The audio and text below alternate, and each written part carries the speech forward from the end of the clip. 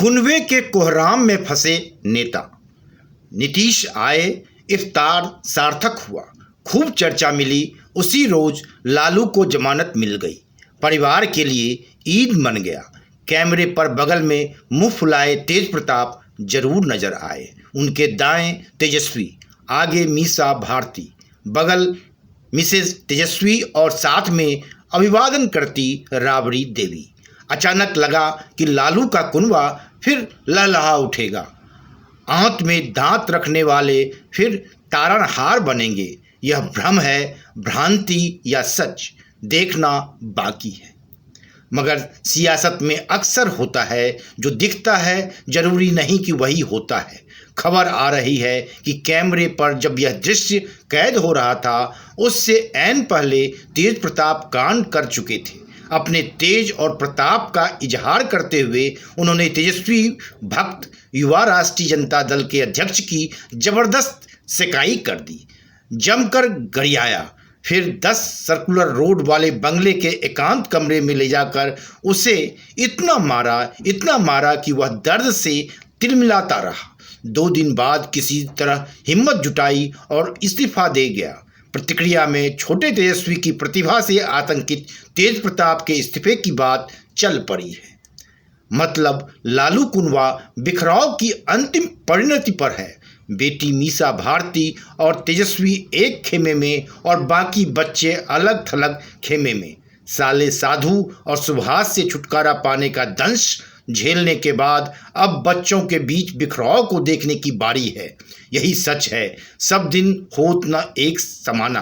Bell पर घर लौट रहे लालू प्रसाद के लिए अपने ही बाल बच्चों और 2 लालों की महत्वाकांक्षा से निपटना जीवन की सबसे बड़ी चुनौती है। अच्छा हुआ वक्त की ऐसी ही मार को देखने के लिए स्वर्गीय रामविलास पासवान दुनिया में नहीं रहे। उनके भरत जैसे भाई और केंद्रीय मंत्री पशुपति नाथ पारस का हृदय विदारक बयान आया है। वह पासवान के चिराग से डरे हुए हैं। चिराग अपने चाचा यानी पारस की हत्या की साजिश रच रहे हैं। इतिहास गवाह है कि पासवान की पूरी राजनीति फैमिली फर्स्ट की नीति पर टिका रहा। 10 जनपद की हैसियत से खुद को तौलते हुए लगातार पड़ोस के 12 जनपद की कोठी में बने रहे। लेकिन इस कोठी के खाली होते वक्त जमीन पर धूल धूसरित अवस्था में पड़ी उनकी तस्वीरों को उठाने कोई परिजन या समर्थक सामने नहीं आया, जबकि इनको सीने से चिपकाकर और झंडे पर फहराते हुए कई दशक तक सियासी बीन खूब बजाई गई थी। ऊपर भगवान, नीचे पासवान। सियासत जहर है, कुनबा किसी का नहीं होता। फिर भी सत्ता के मद में फंसे बड़े से बड़े दिग्गज इस सच को भूल जाते हैं।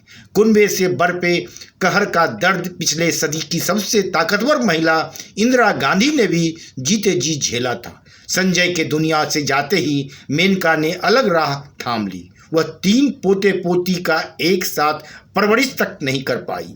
उनके जाने के बाद मेनका गांधी हमेशा जेठ राजीव गांधी को अन्याय का आईना दिखाती रही।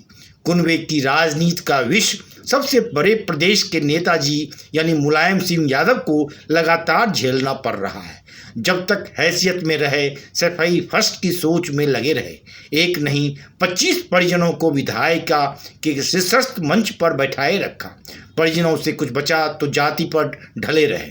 कई ने तो बहती गंगा में हाथ धोने के लिए अपना सरनेम तक बदलकर यादव कर लिया। प्रदीप गुप्ता मिसाल हैं। जब से वक्त ढलान पर आया है, कुनबे ने जहर बो रखा है। नेताजी जीते जी सजाए उपवन को उजड़ते देख रहे हैं। शिवपाल जैसे भरत भी बस में नहीं रहा। तिलमिलाकर भतीजे के विनाश की सौगंध खाने लगे हैं। पूर्व सांसद धर्मेंद्र, तेज प्रताप, अक्षय की कोई बिसात ही नहीं बची। खाई और गड्ढे की हालत में फंसे हैं। जाएं तो जाएं किधर। कुनबे की जंग को दक्षिण में स्वर्गीय करुणानिधि जैसे तैसे हैंडल कर पाए। इसके लिए जीते जी उन्होंने अलगरी की महत्वाकांक्षा शांत की। कुनिमोजी को समझा बुझाकर स्टालिन के लिए रास्ता बनाया। पर लोग सिधारने से पहले मुरासोली मारन के दयानिधि और कलानिधि के बंटवारे को परिणति तक पहुंचाया। यह काम हरियाणा में ओम प्रकाश चौटाला नहीं कर पाए। उनको भी उसी तकलीफ से दो चार होना पड़ रहा है जैसा पिता स्वर्गीय देवीलाल ने झेला था। अजय और अभय की प्रतिस्पर्धा उनकी विफलता की कहानी गा रही है। इस लिहाज से एक पुत्र के पिता भूपेंद्र सिंह हुड्डा किस्मत वाले हैं। वे नज़रों के सामने दीपेंद्र हुड्डा को पारिवारिक विरासत सौंपकर निश्चिंतता का भाव लिए नजर आ रहे हैं। ऐसी ही निश्चित भाव से मराठा क्षत्रप शरद पवार नजर आ रहे हैं। बड़ी मुश्किल से अजीत को किनारे कर बेटी सुप्रिया के हाथों कमान थमाई है। यही कोशिश उद्धव पुत्र आदित्य को लेकर करते नजर आ रहे हैं, मगर बीजेपी के दांव में फंसे नजर आ रहे हैं। संदेह है कि भाई राज ठाकरे के अरंगा के बीच इसे मुमकिन कर पाएंगे। पंजाब में सबसे बुजुर्ग सियासी नेता प्रकाश सिंह बादल ने बेटे सुखबीर के लिए पूरी अकाली राजनीति को ही गिरवी रख दी है। पश्चिम बंगाल में ममता बनर्जी की अभिषेक को लेकर कुछ ऐसी ही चाहत है। आंध्र प्रदेश में कांग्रेस की भद के पीछे भी वाईएसआर के बेटे जगन को आगे नहीं बढ़ाना रहा है।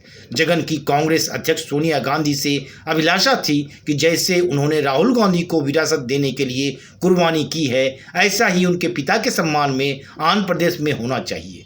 अब सेट होने के बाद मुख्यमंत्री जगन अपनी बहन को ठिकाने लगाने में लगे हैं। नए प्रदेश तेलंगाना में सीएसआर के कुनबे का बोलबाला है। दोनों बच्चे विरासत पर हक जमाते हैं तो शक्ति संपन्न चंद्रशेखर राव वक्त की आहट को तौलने लग जाते हैं। छत्तीसगढ़ के पहले मुख्यमंत्री स्वर्गीय अजीत जोगी मरकर भी बेटे अमित जोगी को सियासत में जमाने के लिए जीते जी लगे रहे, लेकिन कांग्रेस अध्यक्ष को यह मंजूर नहीं रहा कि वह जैसा राहुल को लेकर सोचती हैं वैसा ही अजीत जोगी सोचें। कुनबा प्रतिष्ठापन का हाल और भाव सियासत में एक सा है। झारखंड के लोग 22 वर्ष बाद भी समझ नहीं पाए हैं कि बिहार से अलग झारखंड का निर्माण आदिवासियों के उत्थान के लिए हुआ था या दिशम गुरु शिबू सोरेन की परिवार के उत्थान के लिए, लेकिन इनमें भी ठनी है। बड़े बेटे स्वर्गीय दुर्गा सोरेन की पत्नी विधायक सीता सोरेन अब सीता मुर्मुर कहलाना पसंद करती हैं। वारिस पुत्र मुख्यमंत्री हेमंत सोरेन के लिए विधायक भाई बसंत सोरेन निरंतर चुनौती बने हुए हैं। यह सबको पता है।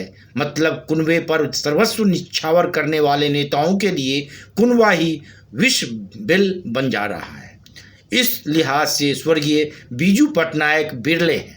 पिता के परलोक जाने के बाद उनके पुत्र सियासत में आए और संभवतः सबसे ज़्यादा समय तक मुख्यमंत्री रहने वाले भारतीय का रिकॉर्ड अपने नाम कर जाए। ब्यूरो